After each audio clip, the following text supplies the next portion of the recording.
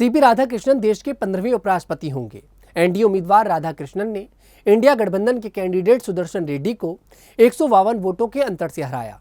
मंगलवार को हुए मतदान में 788 में से 767 यानी 98.2% सांसदों ने वोट डाला। राधाकृष्णन को 452 वोट और सुदर्शन रेड्डी को 300 वोट मिले। 15 वोट अमान्य करार दिए गए। चुनाव में कम से कम 14 विपक्षी सांसदों के एनडीए के पक्ष में क्रॉस वोटिंग की अटकलें लगाई जा रही हैं। दरअसल एनडीए के पास 427 सांसद थे। वाईएसआर कांग्रेस के 11 सांसदों ने राधाकृष्णन को अपना समर्थन दे दिया था। इन्हें जोड़कर 438 वोट ही बनते हैं, लेकिन राधाकृष्णन को 14 ज्यादा यानी 452 वोट मिले। भाजपा का दावा है कि विपक्षी दलों की तरफ से 15 क्रॉस वोटिंग भी हुई है और कुछ विपक्षी सांसदों ने जानबूझकर अमान्य वोट डाले। वोटिंग के बाद विपक्ष ने अपने सभी 315 सांसद एकजुट होने का दावा किया। हालांकि नतीजों में ऐसा नहीं दिखा। राधाकृष्णन अटल बिहारी वाजपेयी के दौर में 2 बार कोयम्बटूर से सांसद बने। वे एक बार केंद्रीय मंत्री बनने के बेहद करीब थे, लेकिन एक जैसे नाम के कारण पार्टी प्रबंधकों से चूक हुई और एक अन्य नेता पोन राधाकृष्णन को पद सौंप दिया गया था। वहीं आपको बता दें, पिछले 23 सालों में ये दूसरी सबसे कम अंतर की जीत है। सीपी राधाकृष्णन और सुदर्शन रेड्डी के बीच ये मुकाबला था। जीत का अंतर है 152। 2022 में जगदीप धनखड़ और मार्गरेट अल्वा के बीच मुकाबला था। जीत का अंतर था 346। 2017 में वेंकैया नायडू और गोपाल कृष्णन गांधी के बीच मुकाबला था। जीत का अंतर था 272। 2012 में हामिद अंसारी जसवंत सिंह और जीत का अंतर था 252। 2007 में हामिद अंसारी और नजमा हैपतुल्ला के बीच मुकाबला था। जीत का अंतर था 233 और 2002 में भैरों सिंह शेखावत और सुशील शिंदे के बीच मुकाबला था और जीत का अंतर था 149। तो इससे ये पता चलता है कि पिछले 23 सालों में ये जो जीत हुई है, ये दूसरा कम जीत का अंतर बताया जा रहा है। और देखिए, भाजपा दक्षिण से उपराष्ट्रपति चेहरा लाई, जिससे सेंटीमेंट बने। भाजपा का दक्षिण की राजनीति पर फोकस है क्योंकि पार्टी वहां पर कमजोर है। एकमात्र राज्य आंध्र प्रदेश है।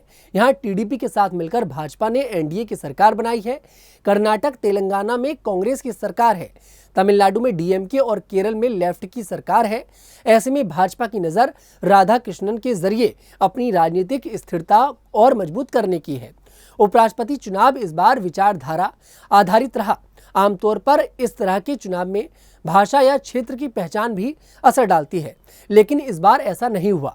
एनडीए कैंडिडेट राधाकृष्णन को तमिलनाडु की सबसे बड़ी पार्टी डीएमके ने एक भी वोट नहीं दिया, जबकि विपक्ष के उम्मीदवार रेड्डी तेलुगु भाषी होने के बावजूद आंध्र प्रदेश की टीडीपी और वाईएसआरसीपी ने भी वोट नहीं दिया।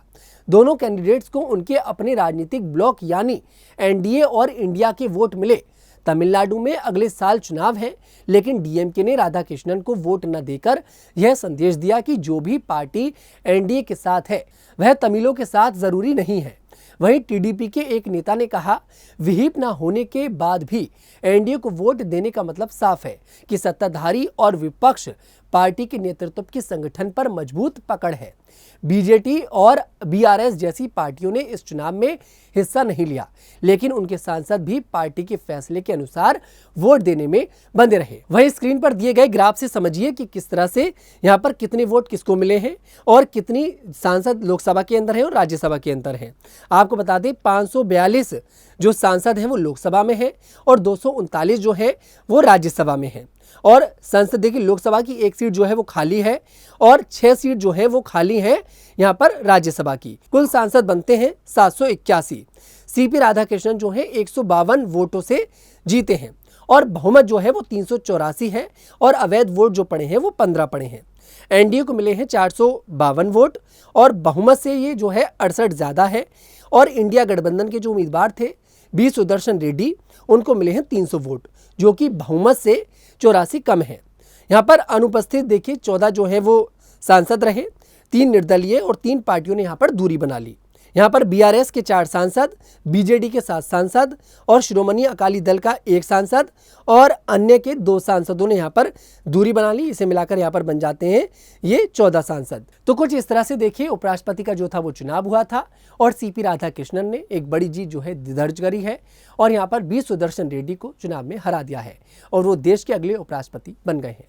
फिलहाल इस रिपोर्ट पर क्या है आपकी राय, कमेंट सेक्शन में जरूर बताइएगा। मैं तनुज दीक्षित फिर आपसे मुलाकात करूंगा, तब तक के लिए हमारे साथ देखते रहिए न्यूज़ 15।